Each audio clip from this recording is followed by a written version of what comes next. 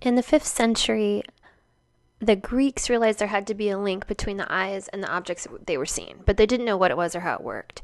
Then, in about 1000 AD, an Arab physicist named Al-Hazan wrote the most influential book called the Book of Optics that kind of professed that light travels into the eye instead of vice versa, as some people had theorized.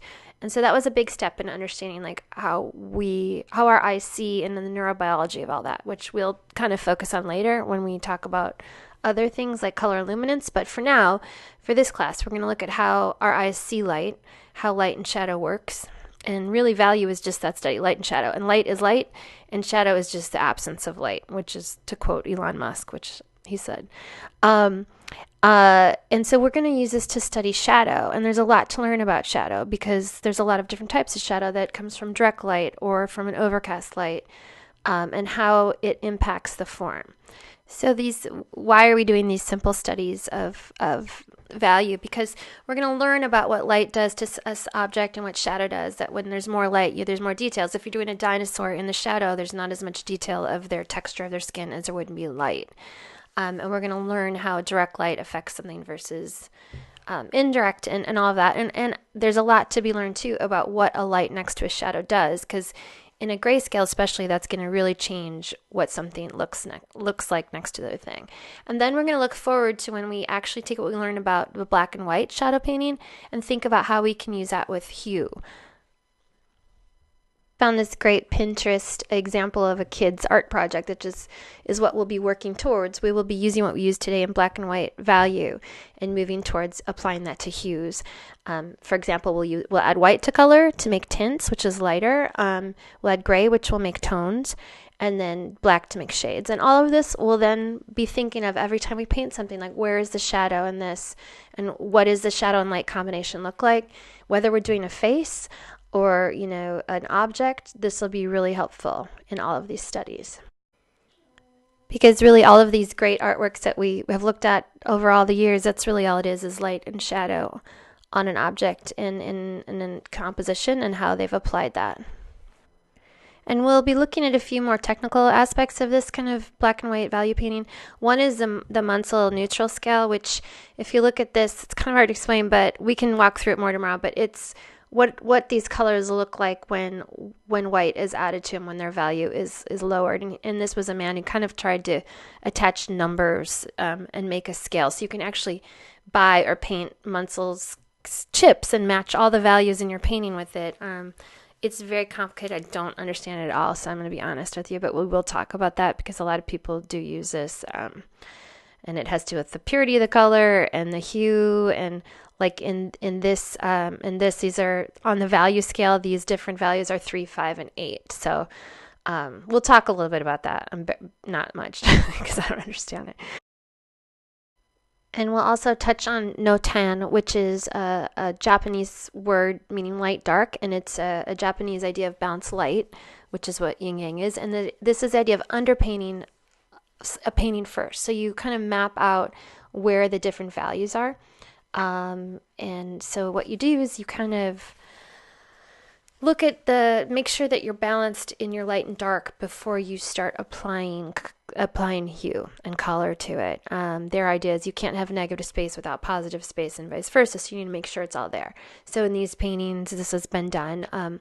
And here is a version of 3 different stages of this Notan underpainting. So there's stage 1, and then you add more, and then you can actually go in and do the details. And this is underpainting done of famous artworks to show you that there's balance. There actually is great balance of light and dark in these famous artworks, which is probably partially why they work. And few of you have actually incredibly innate sense of this, and we can explore that. But it's learned too. So if you don't feel like you get this, it's easy to learn.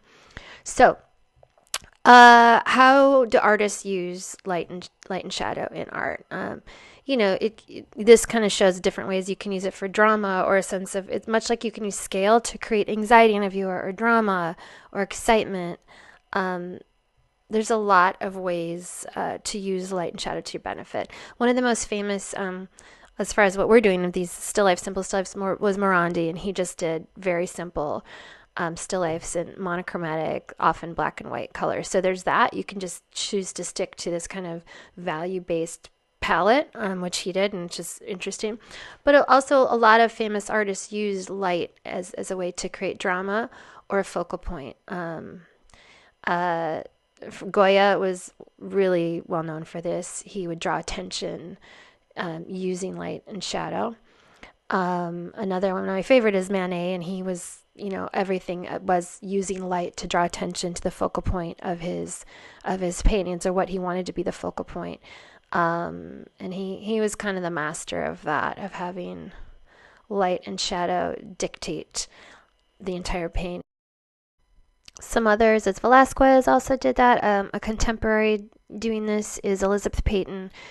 She really relies actually on manipulating the mood and everything with light and shadow. Her underpaintings are probably completely balanced. Lynette Yudom Boyke, she's all about light and shadow, and works beautifully for her. She reminds me so much of Manet. And let's just, as long as we are working with white and black, let's talk about people doing monochromatic and why you would. Granuscia, Picasso's most famous work, he wanted it to be bleak and documentary style, and that's why there's newsprint in there, and it obviously brings out the gravitas and the sadness of everything.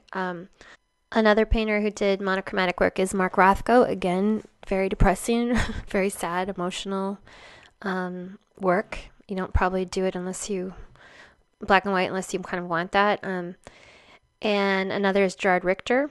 Again, he was dealing with some really dark subject matter, and it only seems to make sense that he would use a palette like that. You wouldn't really be populating something like that depressing with reds and whatever. Same with Marlene Dumas. She's also very political. A lot of these are political painters, so maybe there's something that you're referring to, like a documentary narrative.